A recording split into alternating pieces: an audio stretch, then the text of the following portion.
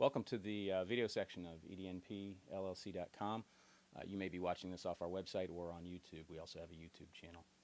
This video is an instructional video that's going to show you the three trim pots that are on the inside of the BD2 that has the EDNP ProFlex mod and the ProFlex X mod. Both mods contain these trim pots.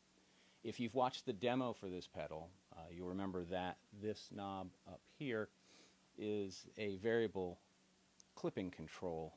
It crafts or shapes the frequencies that go into the clipping circuit, specifically the low, mid, and even some mid frequencies depending on how you have this set. In addition to that control, there is what is essentially a Fender tone stack designed in the circuit path on this pedal, and that's what the designers of the pedal put in there, but it's a static tone stack, so you don't have any control over it from the factory.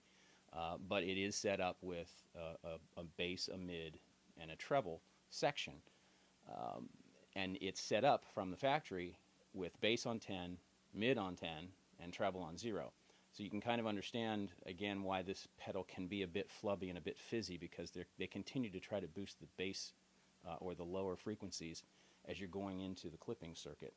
And so what we've done, in addition to changing a number of different components on this, we've gone ahead and put trim pots in that Fender-like tone stack that allows you to better craft the sound that's going into the clipping circuit. So you have a main control here with your variable control up front. That produces the vast amount of control for this, but you can also tweak things by tweaking these trim pots. Let's go ahead and show them to you. I'll show you how easy they are to change. We don't have the pedal hooked up and doing this as we're playing through it, but I would suggest that you do that. And actually, if you've got a buddy that can play while you're adjusting the pots on the inside, that's even easier. You know, we certainly do it in the shop alone most of the time by ourselves, but you have to play, adjust, play some more, and listen, adjust. It just takes longer. It's not difficult to do. So let's get into this. I'll show you where the trim pots are and how easy they are to adjust, and we'll go from there. You're going to want to get a pen or pencil or some roundish type object. Could be octagonal, hexagonal, whatever. And we're going to use this to prop up the pedal as we're working on the board. So all you have to do, we've already taken the bottom off of this. It's just 4 screws and the bottom pops off. And take the pen or pencil or whatever you've got, and just put it in there. You'll have some wires in there. Just bypass the wires. And now it'll prop up the top of the pedal so that you can gain access to the trim pots. So let's zoom in here a little bit. There we go. So here are your trim pots. This is this controls your treble, this controls your bass, and this controls mid. We send this from our shop with a relatively flat frequency response. It has a bit of a mid dip in it, but we do that because we feel like it's a little better to pull out a few mids before they hit the clipping circuit. Again, you have full control over this thing. You can do whatever you want. You can boost and pull back any of the frequencies that you feel are necessary for your tone. Well, let me show you how we go about adjusting this. You're going to want to get yourself hopefully you can see that. Let me get that focused there. There we go. A screwdriver approximately that size. This is actually from one of those $9.99 kits that you get at the big box home stores. Very easy to find, but it's relatively small, flat head is what it is. You'll see a nice slot on these, and you'll think, hey, let's use that. Well, you can, but unfortunately, if you go deep enough into that slot, you'll get to the actual pins that this thing has in it, and you'll short them out as you're making your adjustments.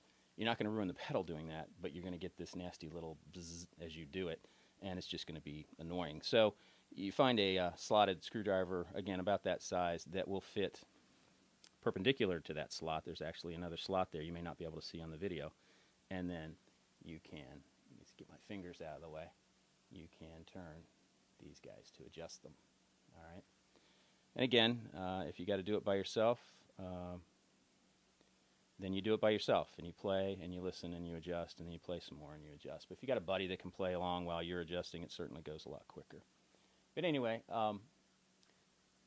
I have trouble getting at that one. Sorry about that. Yeah, there we go. It's a relatively straightforward process. You're not going to notice a ton of changes.